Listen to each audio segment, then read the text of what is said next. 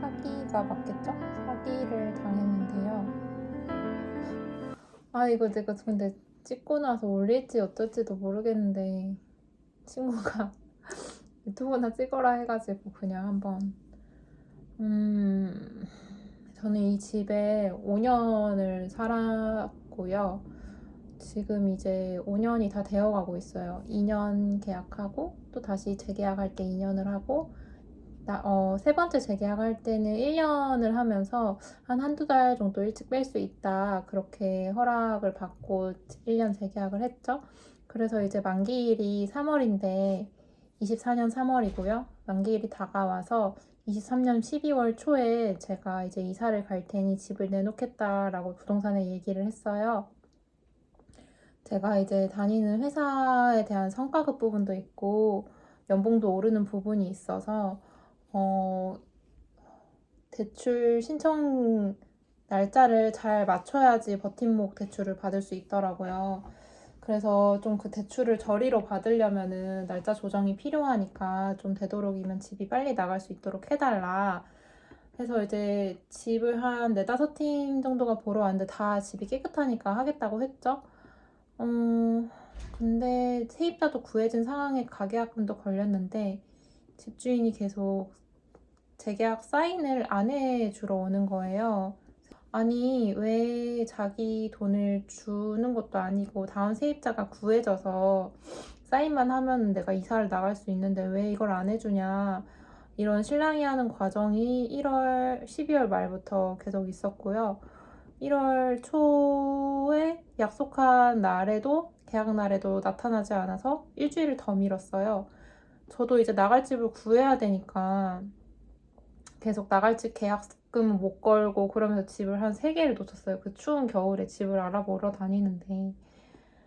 그래서 너무 이상해서 이제 한번 등기부 등본을 떼봤는데 이제 거기서 알게 됐죠. 문제가 있다는 걸. 어떻게 된 상황이냐면 제가 이 집이 처음 이사 올 때 월세였는데 제가 들어오면서 전세로 들어온 거거든요. 그러니까 월세였으니까 집이 이제 융자가 껴 있었어요. 근저당권이 잡혀 있었고 하나은행에서 제가 전세 자금을 집주인한테 주면은 그 집주인이 그 근저당권 말소하는 게 특약이었어요, 당연히. 그러니까 전세로 들어온 거고 그 등기를 떼보니까 근저당권 말소가 안 돼 있는 거예요. 아저씨 전화 왔다. 아저씨가 또 술이 취하셨네요. 연락이 안 되다가 겨우 되면은 아침에 지금 점심이에요. 12시 넘었는데 술이 취해서 이렇게 그래서 부동산에 전화를 했죠. 이게 어떻게 된 일이냐 하니 제가 집을 내놨을 때 알았대요. 부동산에서도 근저당 말소가 안 돼 있다는 걸. 부동산 사장님도 놀래셔서 집주인한테 전화를 해서 이거 뭐냐 했더니 집주인이 말소만 안 한 거다. 뭐 정확히 어떻게 얘기를 둘이 했는지 모르겠지만 그런 식으로 처음에는 받아들여서 너무 놀랐으니까 사장님도. 근데 저한테는 얘기를 안 하셨어요. 그러다가 제가 등기를 떼보고 알게 된 거고 제가 그 와중에 부동산에 계속 전화하면서 나 이사갈 집에 계약은 거냐 마냐 언제 계약하는 거냐 가계약금을 걸었는데 날짜를 받아 확정을 해줘야지 이렇게 가면 내가 집을 어떻게 구하냐 이 집이 나가버리면은 그 다음 집은 뭐가 되냐 그래서 부동산 사장님이 아셨는데 저한테 얘기를 안 하는 게 저는 또 이제 화가 나는 부분이죠 당연히 그렇게 하셨냐 했더니 집주인이 중국 분이신데 중국에서 안 들어오고 계셨고 중국에서 언제까지 와서 다 해결해 주겠다 그런 식으로 일정을 계속 미뤄서 와서 해결해 줄 줄 알았대요. 그래서 그 부분은 자기도 엄청 죄송하다고 이렇게까지 의도하진 않았다고 해서 아주 그 사장님한테도 화가 났지만 서로 힘든 상황이기 때문에 그리고 사실 등기 말소된 걸 확인을 안 한 부동산 책임이 크죠 사실. 그때 계약을 하고 저는 그 특약이 그렇게 적히면 당연히 나중에 다 확인이 될 줄 알았어요. 이거를 그 다음 확인 절차 말소까지 됐는지의 작업은 부동산에서 해줘야 되는 거라 생각하는데 제가 첫 계약할 때는 그 임대인분 계약하는 부동산과 제 임차인 부동산이 달랐어요. 그래서 부동산이 2개가 껴 있었고 재계약 2번 할 때는 임대인분 쪽 부동산에서 진행을 했었거든요. 그래서 재계약할 때도 요즘 부동산 수수료 다 내잖아요. 그것도 다 냈었어요. 근데 안 돼가지고 도대체 내가 낸 그 부동산 수수료는 뭐하러 냈나 이런 생각도 들고, 어쨌든 뭐 연락이 되다 안 되다 해서 아저씨한테 전화해서 이거 뭐냐, 그러면은 상환을 했는데 말소만 안 한 거냐, 상환이 안 된 거냐, 아저씨가 뭐 일부 갚았다 뭐 이런 소리를 하시고, 일부요? 뭐 해가지고 뭐 그동안 막 전화로 아저씨 빨리 들어오세요, 뭐 한국 왔냐 어쨌냐 해서 막 너무 별의별 상상이 다 됐고, 왜 내가 중국이 집주인이랑 계약을 했을까. 5년 전이니까 저도 너무 가물가물해서 내가 왜 그랬지 곰곰이 생각해보니까, 가계약금 걸 때까지 그 제 부동산에서 그분이, 그 실장이 저한테 집주인이 중국인이라는 소리를 안 했었어요.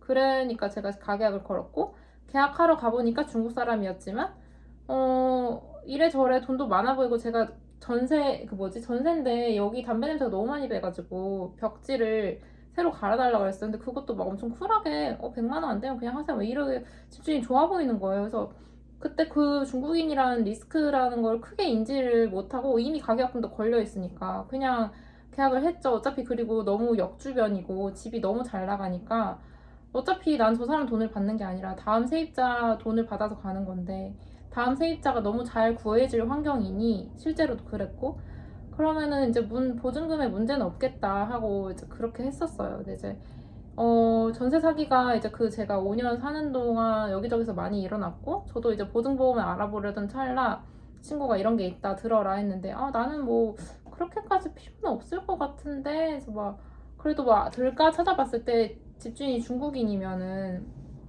못 드는 것 같더라고요. 그래서 저도 뭐 안 들었어요. 안 들고 나서 뭐 이사단이 났죠. 났는데 요즘의 상황은, 그래서 이제 신랑이랑 하다가 각서를 썼어요. 1월 초중순쯤에 1월 30일까지 나한테 보증금의 일부를 주던지, 아니면은 1월 30일까지 근저당 상환하고, 그 부채 상환하고 근저당권 말소를 시키던지 둘 중에 하나 해라 했는데, 1월 30일까지 돈을 주기로 했고, 오늘이 27일이에요. 1월 27일. 근데 아저씨가 1월 25일부터 수금이 들어올 때가 있다고 하셨는데, 당일에 자꾸, 그러니까 일부라도 주기로 했어요. 원래 1월에 1억을 먼저 주기로 했는데, 보증금의 일부예요, 1억은.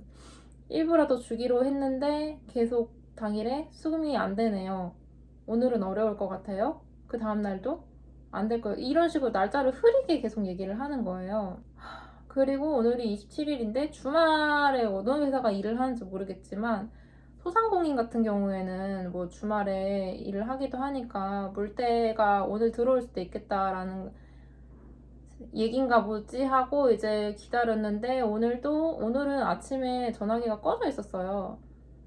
그래서 부동산 아주머니랑 얘기를 하는데, 예전에도 전화기가 꺼져 있었던 적이 있냐 했더니, 있는데 뭐 연락을 피하려고 끈 건 아니고 그냥 꺼져 있는 것 같다, 오후에 시도를 해보겠다 해서 이제 저는 운동을 갔다 왔고, 전화를 다시 해보니까 통화는 걸리는데 안 받더라고요. 그래서 문자를 남겨놨어요. 운동 가기 전에. 근데 아저씨한테 전화가 방금 전에 왔고, 아저씨는 술이 취해 계시고, 또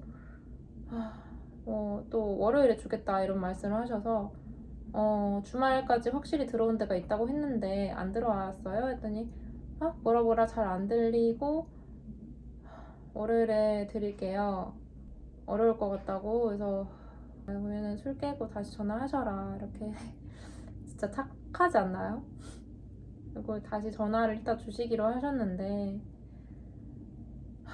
받을 수 있을까요? 이게 30일에, 그러니까 이 사람이 사기꾼이면 연락이 안 되거나 그러진 않을 텐데 계속 아저씨도 주려고 노력을 하시고, 근데 이제 자꾸 술 취한 모습 보인 게 알코올 중독인가? 뭐 그건 개인적인 거니까 내가 알 바가 아니지만 그런 생각도 들었어요. 솔직히 도박하나?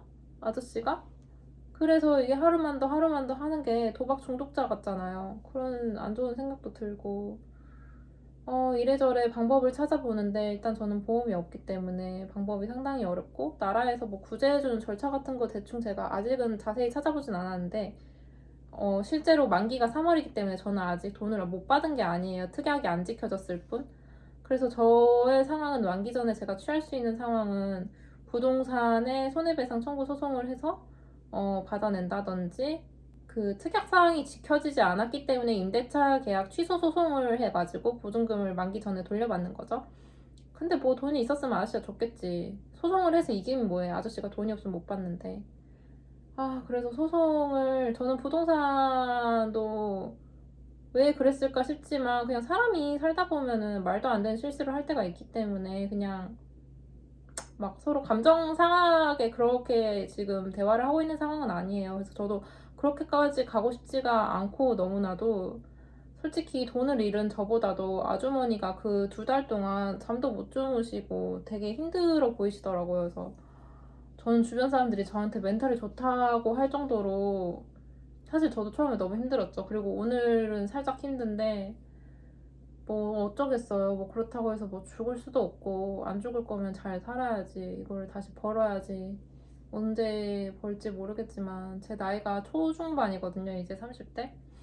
30대 초중반에 지금 몇 억이 날라갔는데, 나중에 탕짜면이 와가지고 탕짜면 먹고 빨래를 널고 다시 돌아오도록 하겠습니다.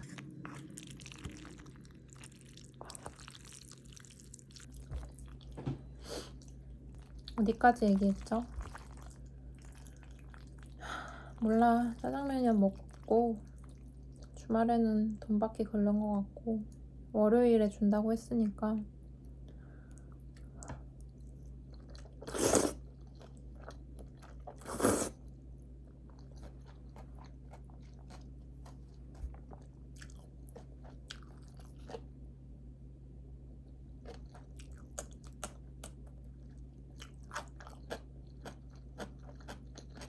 인생이 무엇인가? 돈은 진짜 있다가도 없다는 말이 이게 나한테 적용되는 줄이야. 난 그냥 열심히 살았는데. 음.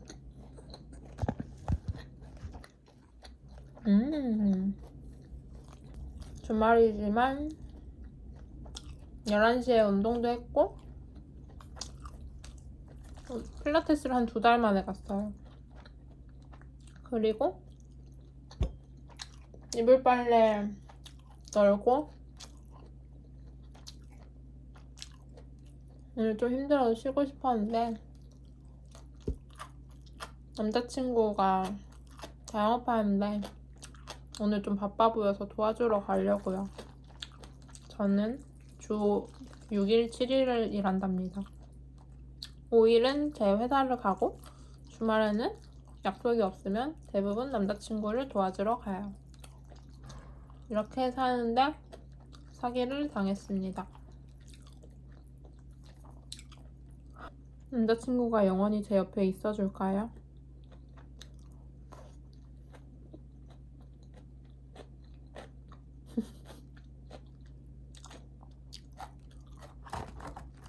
탕수육 맛있네. 진짜.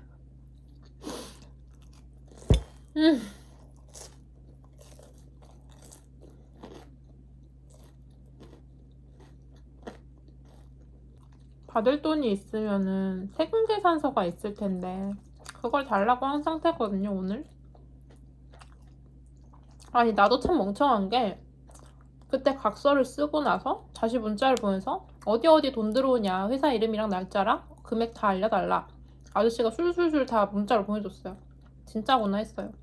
이게 내가 회사 일이었으면은 저도 그쪽 일을 하는데, 그러면 세금계산서 등 증빙으로 확인을 했을 텐데, 이게 진짜 내 돈이, 내가 바보지.